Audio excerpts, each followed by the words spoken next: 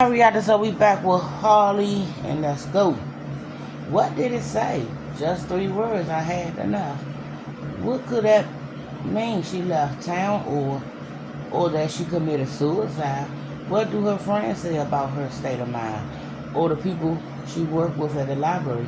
No idea, Pete said and started coughing again. That's where I left it, and it's where you should leave it, at least for now. Either the case will still be there on August 1st, or it will solve itself. One way or the other, Holly says. Right, one way or the other. Where was the bike found? Miss Dow said her daughter got it sold at Jack Mark the night she disappeared. Was it there? Holly can think of at least 3 Jack Mark's convenience stores in the city. There was probably more. Again, I had no idea. I'm going to lie down for a few. And again, I'm sorry your mother passed. Thanks. If you don't start to improve, I want you to see medical attention. Promise me. You're nagging, Harley. Yes, another smile. I'm good at it, aren't I? Learn at my mother's knees. Now promise. Okay, he's probably lying. One other thing. What? You think it would be something about the case. That's already how she's thinking of it. But it's not. You'll never convince me that this C-19 shit happened naturally. Jumping to people from beds or baby cradles, crocodiles or whatever in some China wet market. I don't know if it's escaped from a research facility where they were brewing it up or if it got released on purpose. But as my grandfather would have said, ain't you nature? What? Sound kind of paranoid there, Pete. You think? Listen, viruses mutate.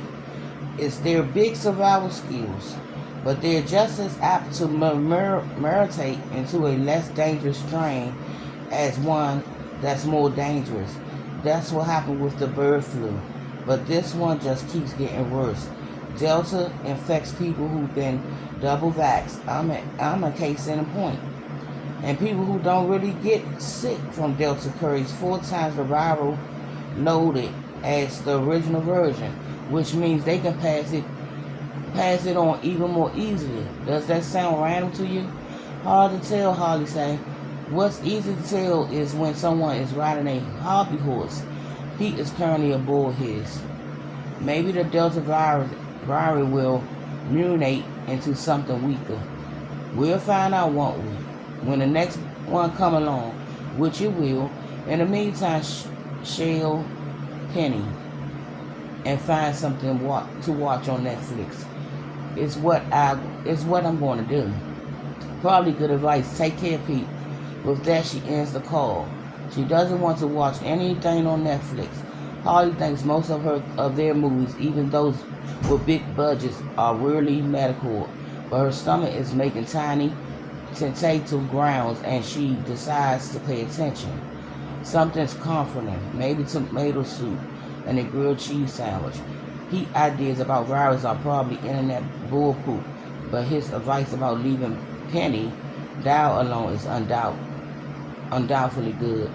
She heats the soup, she makes the grilled cheese with plenty of mustard and just a dab of relish the way she likes it, and she doesn't call Penny Dow. At least not until 7 at night. What keeps nagging at her is the note taped to the seat of Barney bicycle. I had enough. There were lots of times when Harley thought of leaving a similar note and getting out of Dodge, but she never did. And there are times when she thought of ending it all, pulling the pin, Bill would have said, but she never thought of it seriously. Well, maybe once or twice. She called Miss Dowds from her study, and the woman answered on the first ring, eager and a little out of breath. Hello, is this Finders Keepers? Yes, Harley Ghibli. How can I help you, Miss Dowds? Thank God you called. I thought you and Mr. Honey must be on vacation or something.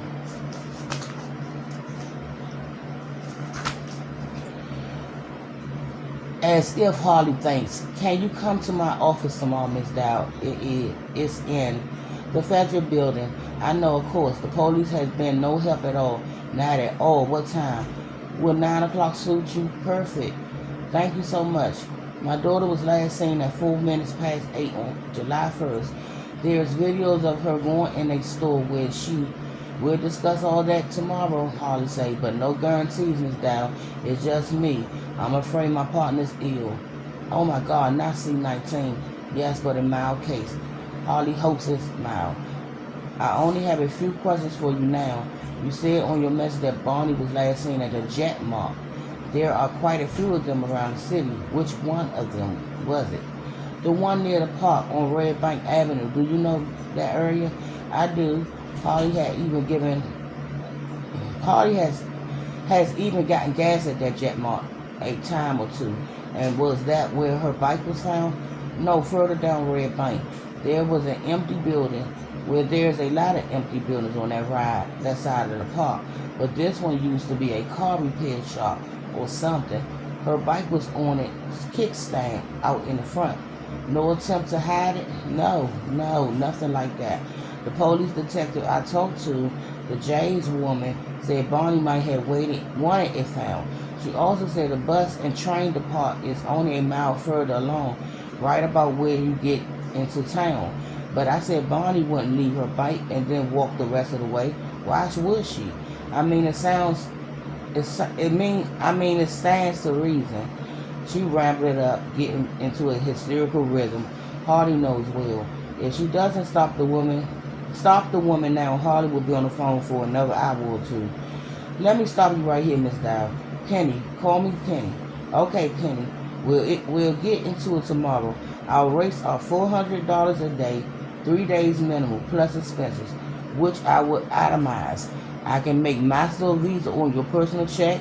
No Amex. There's poopy in the word that comes naturally to Harley. Mine. There's difficult to deal with. Are you willing to proceed on that basis? Yes, absolutely. No hesitation at all. The James woman asked if Bonnie was feeling depressed. I know what she was thinking about. Suicide is what she was thinking about. But Bonnie is a cheerful soul. Even after her breakup with that dope she was so crazy about. She got back on the sunny side after the first 2 or 3 weeks. Well, maybe it was more like a month, but we'll talk tomorrow, Harley repeats. You can tell me all about it. 5th floor and Penny, yes. Wear a mask and N95 if you have one. I can't help you if I get sick. I will. I absolutely will. May I call you Harley? Harley tells Penny that will be fine and finally extract herself from the call.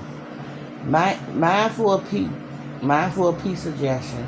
Harley tries a Netflix movie called Blood Red Skies, but when the scary stuff started, she turned it off. She has followed all the bloody plots of Jason and Michael and Freddy.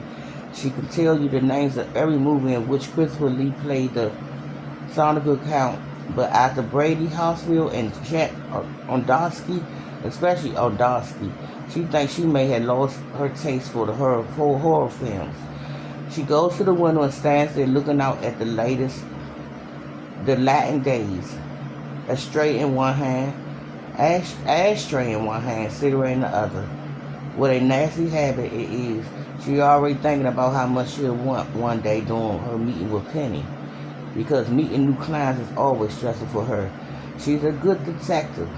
Has decided it's what she was born to do, her calling. But she leaves the initial meet and greets to Pete whenever possible. No way she can do that tomorrow. She thinks about Jerome Robinson to be there. But he's working on an editor draft of a book about his great-grandfather, who was quite a character. Jerome would have come if she asked, but she won't interrupt him. Time to suck it up. No smoking in the building either. I have to go out to the alley on the side once the dog woman gone. Harley knows this is how addicts think and behave. They rearrange the furniture of their living to make room for their bad habit. Smoking is rotten and dangerous, but there's nothing more comforting than one of these deadly little tubes of paper and tobacco. If the girl took the train, there will be a record, even if she pays cash. Same with Greyhound, Peter Pan, Magic Carpet, and Lux. But there are two fly-by-nighters on the next block that specialize in transit travel. Tri-State, and what was the other one now? She can't remember, and she doesn't want to do an internet search tonight. Plus, who's to say that Bonnie left on the bus or Amtrak? She could have hitchhiked. Harley thinks of it as happening one night, and how Claudette Cobbler gets a ride for her and Clark Gable by hiking up her skirt and adjusting a stocking. Things don't change that much. Only Bonnie Dow didn't have a big, strong man to protect her, unless, of course, she reconnected with the old boyfriend her mom had mentioned. No point picking at this now. There will probably be plenty to pick at tomorrow. She hopes so anyway. Penny Dow's problem would give her something to think about besides her mother's pointless, politic-driven death. I have Harley hope, she thinks, and goes into the bedroom to put her pajamas and say her prayers. And I'll be back with Stephen King's Harley.